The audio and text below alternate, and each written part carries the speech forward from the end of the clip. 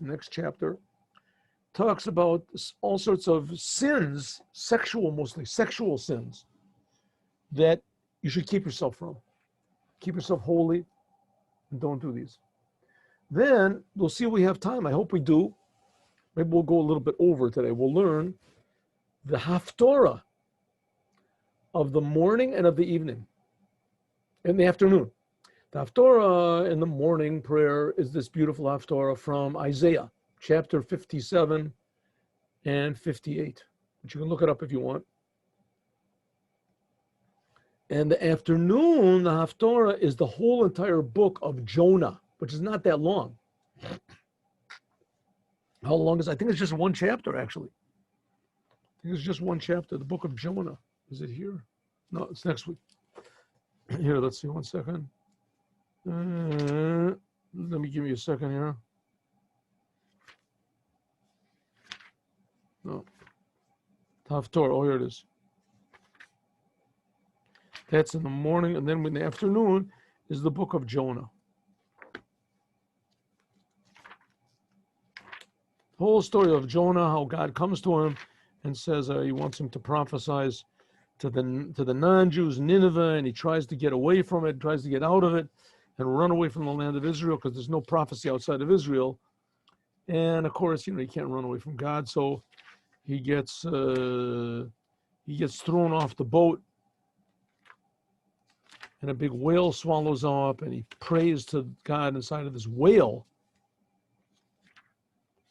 And then he gets out of the whale, and there's a whole other adventure with the sun shines on his head, and that's the haftorah, story of Jonah in the whale, 3 days in a whale. So let's go. Here we go. Here's the reading of the Torah. Ready, everyone? God spoke to Moshe after the death of the two sons of Aaron when they came too close to God and they died. And we can also have the Rashi. Here we go. And God said to Moshe, speak to Aaron, your brother, and tell him like this. He should not come whenever he wants to in the holy. And this is talking about the Holy of Holies. The Holy of Holies. Inside of the veil on the face of the Kapporos. The Kapporos is the covering over of the ark, which is on the ark, and he shouldn't die. Just don't go strolling in there in the middle of the week or in the middle of the year, because in a cloud I will appear on the Kapporos. Always, says Rashi, I'm always on a cloud over there, because that's just like there was a cloud on Mount Sinai. Says Moshe went up into the cloud because there was a revelation of God's presence there, and it's too much. The other way, there's another explanation. The Midrash says you shouldn't go unless it's the day when you're supposed to burn incense. That's the day of Kippur. And there's a big argument between this and the Tzedukim also.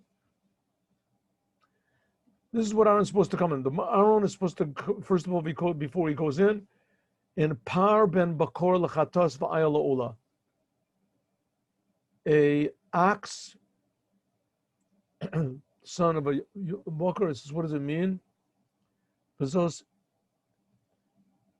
Also, he shouldn't come in all the time, but on Yom Kippur, and this is what he should bring. And it says with a ox for a sin offering and a ram for an ola, katonet bad kodesh yilbad. He should wear white linen garments. A white linen, what is it, the coat? Michnasei bad, white linen pants should be on his flesh. The avnei bad, and there should be a sash, like a belt. Mitznefes bad, also a hat of white linen. Bad Yitzno, big day, kodeshim, holy garments, and he should wash himself in water. It means he should go to the mikveh. This is Rachat Somayim. This day, you have to have 5 times he has to go into the mikveh. Each time he's going to change his garments. Every time he goes inside of the Holy of Holies, he wears these white garments. And when he comes out, he wears all the beautiful vestments of the Kohen. With his breastplate and all the golden garments.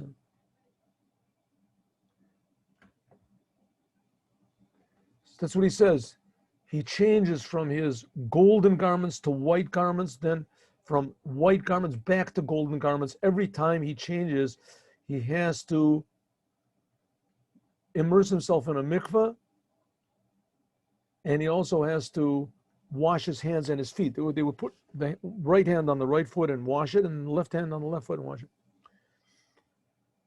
Aaron has to sacrifice the ox that he has, and this will bring forgiveness for himself and his family. Then he takes two goats, and he puts them in front of God on the opening of the oil made. You're just going to see what he's going to do with these two goats. And Aaron puts on these two goats lots. He pulls lots. One lot, he said, will go to God. That'll be sacrificed. And the other lot will be sent out to a place called Azazel. What is Azazel? Means it's a big high mountain, rocky, dangerous mountain. Aaron, now he pulls the lots, right? They're supposed to be identical. We could have learned the Mishnayos Yoma, but here, this is basically all the laws here.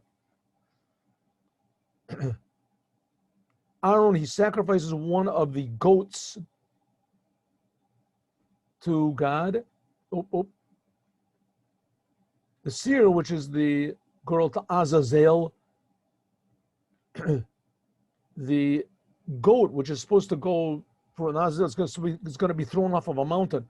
This will stand in front of God alive to send it to Azazel Amidbar, that'll be sent off this mountain in the desert. And Aaron will then sacrifice one of the ox the ox sin offering, and it will bring forgiveness for him and for his family. And then he'll slaughter it, brings it and he slaughters it. In other words, he has to confess again on it. Excuse any sins and he's done. Then he takes a full pan of burning coals from the altar. On the big altar, but it's on the side facing the altar, the west side, facing the Holy of Holies. And then he puts a katoret on it. He puts incense on it, and he brings it inside of the parochet. He brings it inside. And he puts the katoret on the fire in front of God, and he covers a cloud of incense, which is on so he shouldn't die. If he doesn't do it like it's supposed to be, he's going to be obligated, punishable by death. And what does he do? He goes into let's see, all right, well, we'll go further.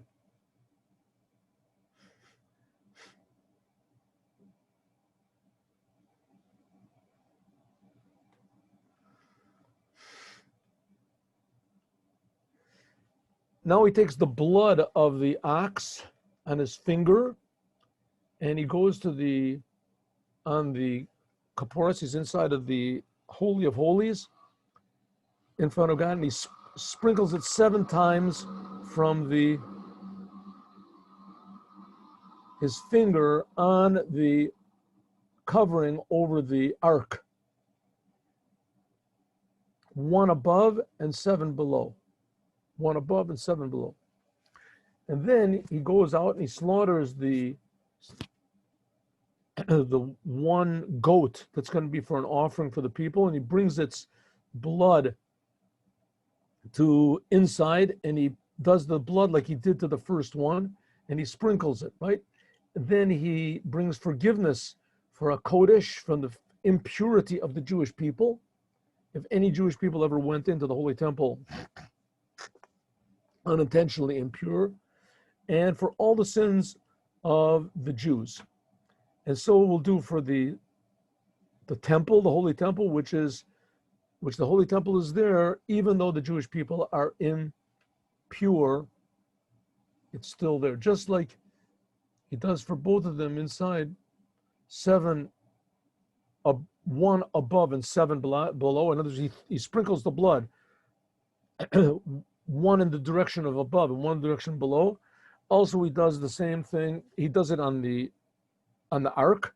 The same thing he does on the parochet, on the veil, which separates between the holy and the holy of holies. 1 above, 1 up, and 7 below. We talk about this in the prayers of the Musaf prayer. No man will be in the Oel Moed when he goes in there that to bring forgiveness for all the Jewish people. Continuation.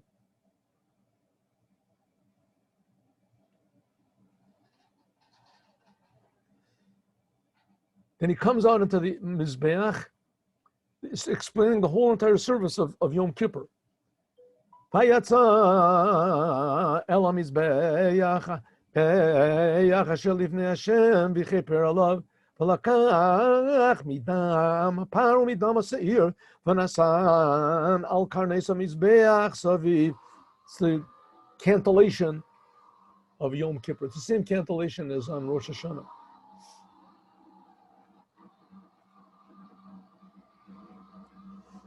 And he sprinkles from the blood on his finger 7 times, and he purifies it, all the Jewish people. Then he has finished making forgiveness for the whole any improprieties that were in the holy temple itself and on the altar. And then he sacrifices this live goat. Okay, now he puts his hands, Aaron puts his hands on the other goat that's left. He confesses on it all the sins of all the Jewish people, all of their improperty, things that they did, and he sends this with an appointed person into the desert. And this goat that's sent out over the rocky mountain, he carries with him all the sins of the Jewish people into this wasteland, and it's sent out into the desert. And as he pushes it off the mountain, Aaron then comes into the Oel Moed, and he takes off his white garments, and he puts on his golden garments. Rashi explains then he goes into the mikveh, to the place where it's holy, and he puts on his white garments. He put on his other garments, and he came out and sacrificed his what's called his total offering, ola, and the people, and he brings forgiveness for them. So here Rashi is saying, he from Makom HaKodesh, he comes out from the Kodesh HaKadoshim. Okay.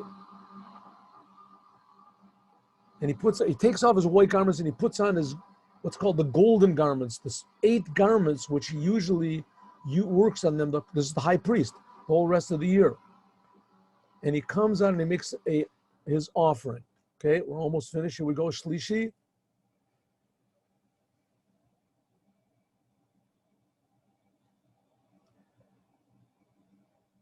The fat from the offerings he gives on the. Now you might think this is a little bit strange, making these sacrifices is pretty weird, but I mean Judaism is pretty weird. Here you have, like I said a lot of times, putting on tefillin is a big mitzvah from Hashem, the creator of the universe. The creator of the universe really cares if we put on tefillin. And tefillin are very complicated. If you want to learn how to write tefillin, it'll take you, a year. And then you have to know how to make the boxes. You have to write. I mean, if you're really quick at it, it'll take you a year. You have to know how to write the letters and how to write them properly and how to put them into the box. It has to be, and how to put them properly into the boxes properly and how to wear them properly. Okay, the person who sends this this goat over to the mountain, he goes to the mikveh, and then afterwards he comes back into the camp. The parachatos, the ox of sin offering, and the a goat of a sin offering, which he takes their blood, he comes out to the machane, and he burns them in fire,